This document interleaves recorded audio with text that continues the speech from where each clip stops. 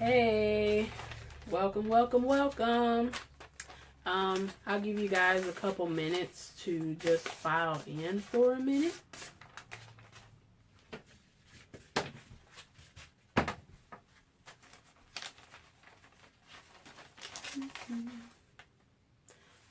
Well, I want to welcome you all to Let's Talk Tuesday. This is a new series that I'm starting on JD Scribes. Essentially, the function of it is to tackle topics that relate to marketing your business. A lot of people have questions about it, but it's honestly something that isn't really talked about a lot. And it's hard sometimes to find answers because there's a lot of information running around. So I wanted to try to do a monthly series where we can address some of the questions that I know I get a lot and some questions that may be running through your head as a business owner. So as you come in, just feel free to introduce yourself. Tell me your name, where you're from, and your business. And you can also go ahead and start asking me questions. Maybe about branding, or if it's another question that you have that, it might not relate to branding, but it's maybe something that you want me to cover. So be sure to let me know in the comments. So I'll take a few more minutes to let some more people come in. And we will get started. So basically, the biggest thing that a lot of people don't understand is what a brand is. They hear about branding a lot, but they don't know exactly what a brand is. So my definition of a brand is your business's outward expression of their personality. So, like you might want to tell people, your name, what you like, what you don't like, etc. It's essentially the same for a business. So, and then the process of branding is how to show, is the process of showing people who you are and what you can do and what you have to offer, because your brand should be able to answer two questions: who you are and what you have to offer. If your brand isn't telling people that, then you'll need to go back to the drawing board, because you're losing customers because you're not properly conveying what they need to know before they walk into the door. So the things that are involved in branding, I'm going to talk about just a few basic things. A few of them are pretty obvious, but there's a number of them that a lot of people, they may not really know about. Your first thing is your logo, which I'm wearing mine right now. Your logo is essentially the marker symbol that represents your business. So it's almost like, like your name tag for your business. Like if you didn't know me, I would need a name tag so you can know my name. And your brand works the same way. It's like a name tag for your business. But you have to think too, there are certain businesses that they don't even need their name written. It's just a symbol. For instance, you think about the Golden Arches, you think about McDonald's, or you think about, like the check mark, and you think about Nike. So all you need to do is just see the symbol and you automatically know that that's who that belongs to. A second thing that is really important for people to know about branding are your brand colors. Your brand colors are really the first way that people are going to experience your business before you even talk to them. Because believe it or not, your brand colors can evoke certain emotions and feelings that people, sometimes you don't get that when you're talking to somebody. And that's the first experience that they have. So for instance, think about the Better Business Bureau. The Better Business Bureau, their colors is predominantly blue.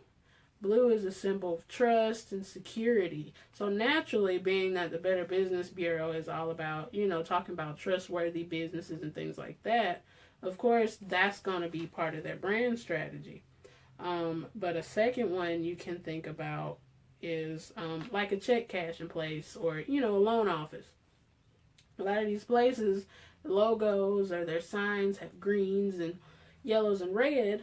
Those signify money, fast pace. So naturally, why wouldn't they have that in their brand strategy? Because that shows you exactly what they're about. They're about the money, and they're about getting it fast and getting it back fast. And then another example that I think is really interesting are libraries. Not every library has the same colors. However, they're all in the same kind of color scheme where there are like pale greens or browns and pale yellows and things like that. They're really soft colors. They're soft colors because that's what they want you to do when you go in the library. They don't want you to be loud and rambunctious. They want you to be calm and quiet and serene, and it's a safe place. So that's why they use those colors to bring forth that experience. And you'll have to pay attention because you'll go in certain places and you'll automatically start acting that way. Like you'll go into a place with softer colors, you'll automatically be tranquil. You won't even realize it. So that's the first way that they're gonna meet and experience your business.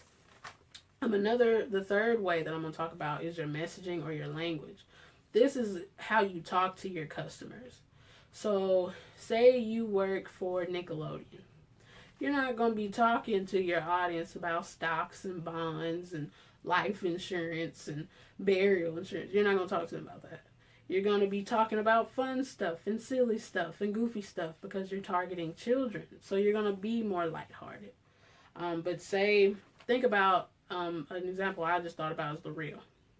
The Real is catered towards women, and you can tell when you tune into it. Its colors are purple, and it's very feminine looking. You got a whole panel of women. You're not going to be on there talking about hunting and fishing and barbecuing. You're going to be talking about things relating to women. So think about that when you think about your messaging, because if you have a certain customer that you want to target, you need to know, how you're going to talk to them because that can turn them away just as quickly too. The next thing that a lot of people really don't think about is your customer service. Yes, your customer service has a lot to do with your brand.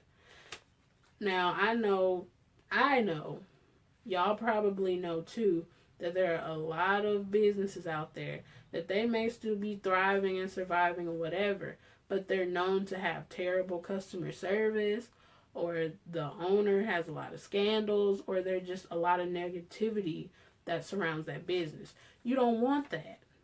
They may have made it, but just because they're still there doesn't mean that that's going to work for you. You don't know what they had to go through. So, thinking about your staff, how they answer the phone, how they talk, and how they even listen. All of those things are included in how your brand is going to work. But it's not even just up to your staff. Hey, Gabby, it's all about you too, the way that you act, because you represent your business whether you think you do or not. Whether you're in the office, out the office, wherever you go, you represent your business. So you can't just go around doing whatever, saying whatever to people, because that's negatively going to affect you as well. Because one prime example I would say is Chick-fil-A. Does everybody like Chick-fil-A? No. But what is Chick-fil-A known for? Everybody knows that they have excellent customer service, and that's become a part of their brand, and that's why they've made it so long. So think about things like that as you're building your brand, because you never know who you're going to encounter and how they can make or break you. And then the last thing that I want to talk about are your associations and your partnerships. Because a lot of people still believe that birds of a feather flock together. So if you're telling people, oh, go try this product, or this person had a really great service, and they do terrible or they have a bad experience, not only will that reflect on that other business, but that's going to reflect on you as well because they trusted you. So, and they're like, okay, well, if they're okay with that product, then I might not need to work with them either. So you have to think about the people that you surround yourselves. And it's not even about the people that are around you, it's about the businesses. Because, again, going back to your customer service, if you're a business owner and somebody catches you out doing something crazy with somebody crazy, that's not going to look good for you. So you have to think about the people that you're around and the things that you do. So just to recap, drop my paper. So just to recap, the things that are involved in your branding we went over today are your logo, your brand colors, your messaging or your language, your customer service, and your associations. There are a lot of other things that go into branding, but in my opinion, those are the biggest few things that can really make or break you, especially in the beginning. And again, your brand is your business's personality. Just like you have your individual personality, your business has its own personality. So you have to make sure that's shining through in everything that you do. And really do your research about how you want to be portrayed. Do your research about the colors that portray that for you, and make sure that you really execute that. Again, I have a power profile by Jessie May, and she made this huge questionnaire where you can answer a big series of questions, and it helps you determine what colors best match your brand. So if you're interested in that, just be sure to inbox me or email me or DM me on Facebook, Instagram, Twitter, and I can help you with that. And again, we specialize in creative marketing here at JD Scribes. So if you ever need help with your branding, or you have any additional questions about branding, you can always reach out to us. You can check out our website at www.jdscribes.com. You can email us at info@jdscribes.com, and we're on Facebook, Twitter, and Instagram at JDScribes. So you can pretty much find us all over the internet, and you can get in touch with us and ask us questions. You can ask as many as you like. We're always here to help.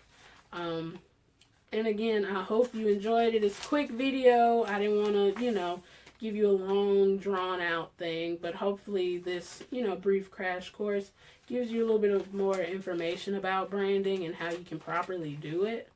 And if you have any other questions about marketing that maybe you'd like to ask or have me talk about on the series, just feel free to get in touch with me any of those ways.